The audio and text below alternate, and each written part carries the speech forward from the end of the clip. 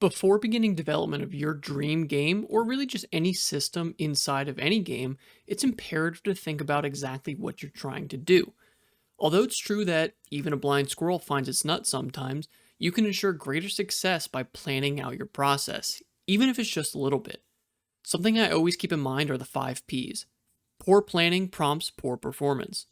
The typical game development workflow is broken down into 4 major stages: ideation, research, planning, and implementation.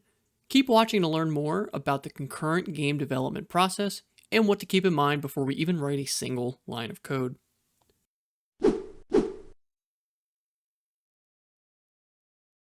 The first stage in our process is ideation. In this stage, we come up with ideas. They may be feasible, they may not, but remember to think both big and small here. This stage applies to the overall themes and goals of our dream game, or even just a simplistic mechanic that we want to create. Remember, at this stage, no idea is too big or too small. This stage is pretty simple though. What exactly are we trying to do? For a practical example, let's say that we want to add character movement to our first-person game. That sounds like a good idea and could be fun to play with. But how exactly do we want that to look? What do we need to do for that?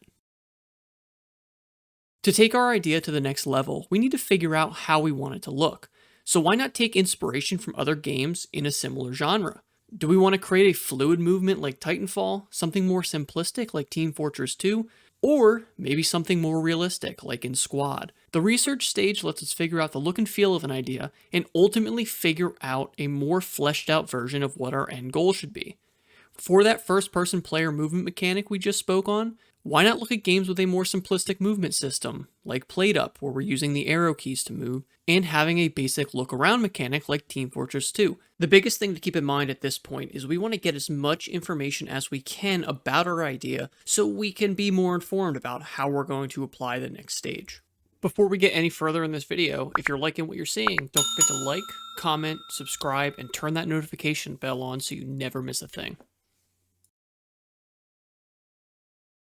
With our ideas set and our research complete, this is where the rubber hits the road. The planning stage lets us think through most of the future work needed to get our feature in place. What art assets do we need? What control schemes and inputs will I even need to set up here? For the control schemes, what code do I need to write for it?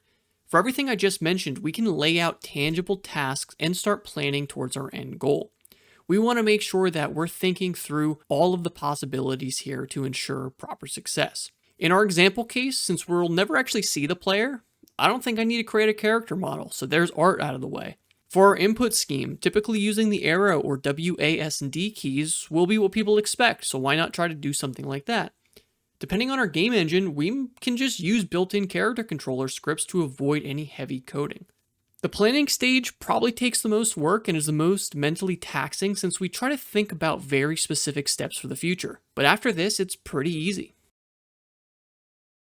The final stage in our process is implementation. This stage takes all the work we've done up to this point and puts it in action. Ideally at this stage, all of the ideas, research, and planning make this go as smooth as possible since we have a tangible plan to follow. If we did our other steps correctly, this will be a breeze. For our example, I've planned to not use a character model, and we're going to use a built-in script to get our character moving, and to use the WASD keys, so implementing this is going to be pretty easy. Use a built-in script, put some extra inputs, move the camera. Pretty easy. From here, it's just a small task of getting those systems to work in our game engine of choice. However, things come up that we might not have planned for. We might hit snags. In my case, I never thought about using the mouse to move our camera. Or I never thought about using a hand model so we have a little bit of art in our scene to liven it up. But since this is a concurrent development process, we can bounce back to any other stage and restart the cycle. In a perfect world, we'd only need to ideate, research, plan, and implement one time and we could ship our game out to the masses. However, in a real world, we know it isn't that way. But knowing all 4 major stages of our game development process and knowing that it's a concurrent cycle allows us to easily bounce between them to make our game development lives a lot easier. Maybe after finishing a game feature, we decide we want to make improvements on it, so we can restart the process, go back to ideation, then we research, then we plan, then we implement that new feature thanks to this concurrent game development process.